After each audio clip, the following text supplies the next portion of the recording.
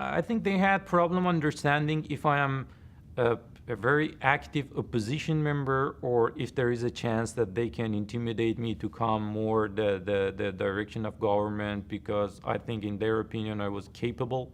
I was somebody who could help. If I was in media supporting their views, or doing it very soft.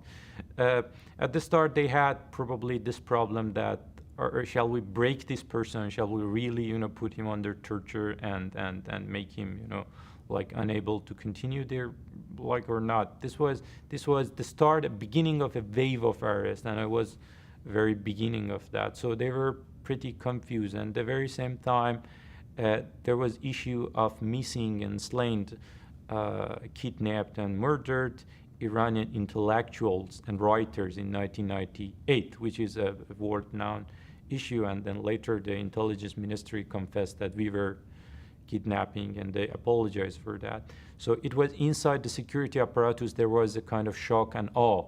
They didn't know really what the government and security policy is going to. They were just very cautious, and they were waiting to see if are we going to be a bit more open, are we going to put away the torture and so on.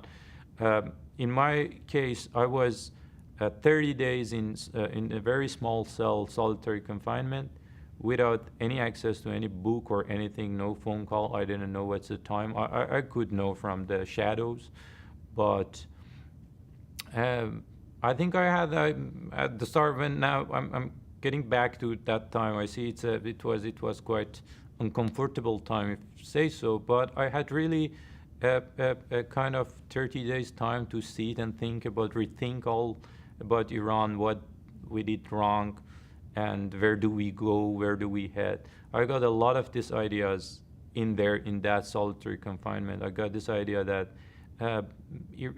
democracy in Iran and in Middle East is kind of engineering project. I think the capacity is there. I think these people are smart people. Youth are very smart. They are sometimes, I really wonder, they're much American than many American cities. If you see San Francisco and you can compare it with Tehran, I think some people, at least, a portion of young people, they are more westernized and American than San Francisco. So the capacity is there. We just need this know-how and engineering technology to let them to make their own social networks, to know each other, to know that they are enormous. They are the majority. One of the projects, one of the things which West can help people is that show them that you are absolute majority. If you connect the whole networks of different people in different cities, they see that actually there is no one standing for the government. It's like fall of Soviet Union. At the end, when Soviet Union needed some public support, there was nobody there to protect Soviet Union. I do believe in the last election, Mr. Ahmadinejad really had problem to have votes like 1 million. And that's why, like in Poland, like in most of totalitarian countries, as history says us, they did 99% vote 1%, and they did 1% vote 99%. That's what the totalitarian regime they did, and they will always do. They are so afraid of facing that the people are against them. And I think here it's our job. We have to give Iranian public moral support. And again, I insist on this word of technological and engineering support to build a public which has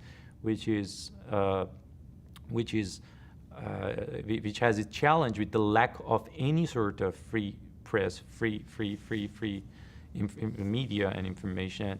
It needs some sort of engineering, technical assistance to get to this whole debate of global democracy. And I think if I want to give really a good example of global democracy, how the things globally can change a country particularly, I think you will not find any other nation better than Iran, because Iran is a country which, if you see this, for example, democracy assessment budget, if you compare, I think public in Iran got nothing of that budget. US was kind of quiet about what's going on in Iran. The concern was terrorism, nuclear issue and stuff. Nobody were imagining that there will be a mass protest. Millions of people are going with this protest. Nobody would ever imagine that people in Tehran, they come to the street and say, we do care only about Iran. We don't care about Gaza or Lebanon.